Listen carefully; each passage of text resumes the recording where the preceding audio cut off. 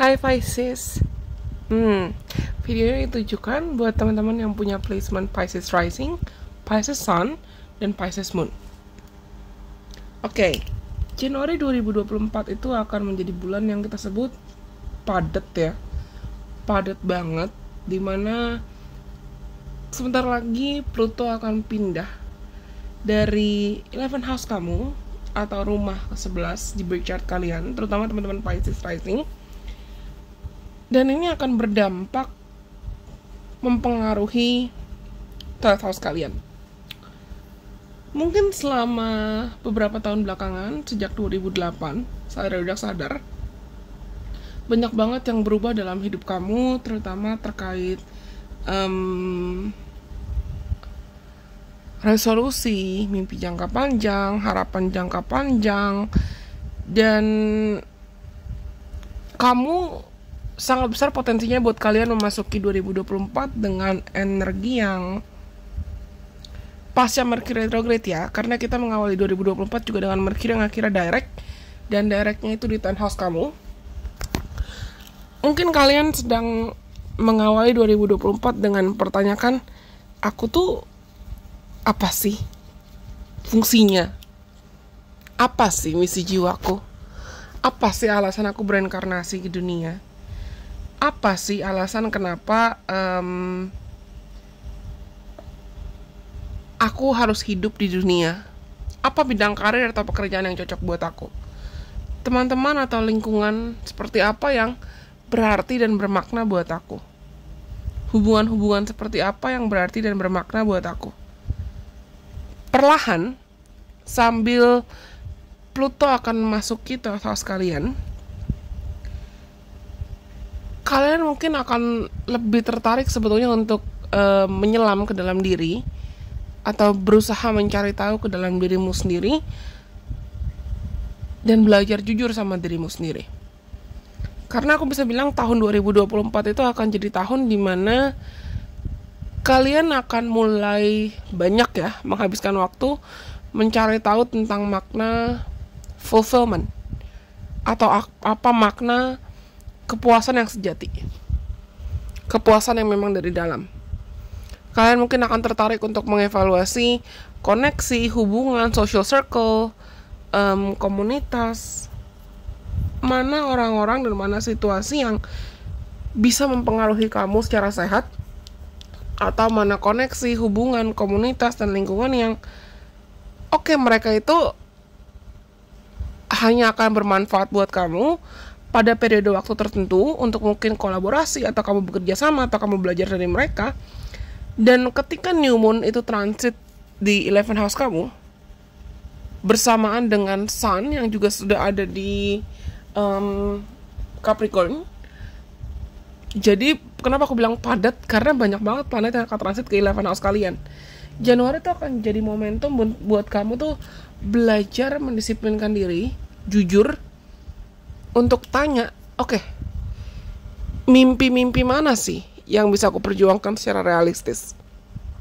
Harapan-harapan mana aja atau keinginan-keinginan mana aja yang aku tuh bisa buat langkah-langkah strategis, aku bisa buat rencana-rencana realistis, aku bisa buat strategi-strategi yang mungkin bertahap ya aku wujudkan, atau bertahap aku usahakan, tapi kalian tahu, kalian sadar kedisiplinan kamu nantinya akan berbuah manis.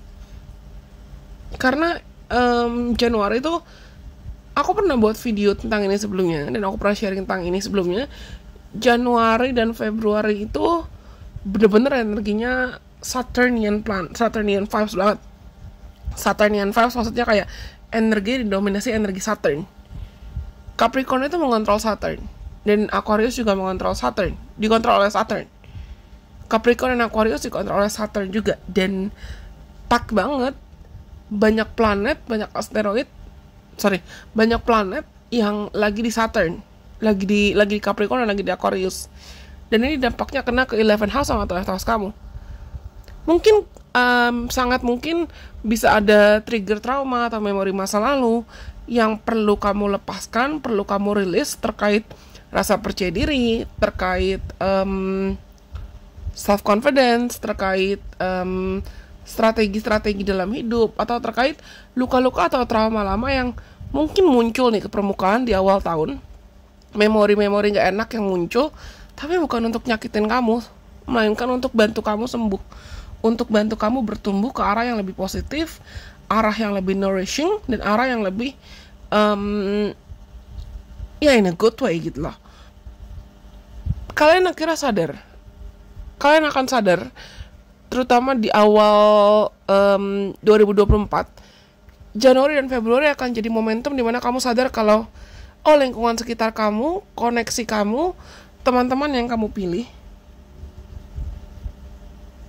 mereka tuh pilihannya cuma 2. Kalian pernah dengar nggak istilah birds with the same feather flock together? Orang-orang dengan burung-burung dengan jenis bulu yang sama pasti akan berterbangan ke arah yang sama. Nggak mungkin dong kita lihat elang misalnya terbang bareng penguin, atau burung merpati terbang bareng flamingo. Nggak cocok. Nah, kalian akan meluangkan banyak waktu untuk belajar, mengevaluasi lingkungan, terutama lingkungan terdekat kamu, orang-orang yang kamu percaya, orang-orang yang kamu pilih. Itu mereka bisa berkontribusi secara positif, memberikan perubahan yang besar dalam hidup kamu atau tidak. Mereka bisa menstimulasi mimpi-mimpi dan harapan kamu atau tidak. Dan ketika memasuki Aquarius season nih, akhir bulan Januari, seperti aku bilang tadi, kalian tuh mungkin akan malah semakin tertarik buat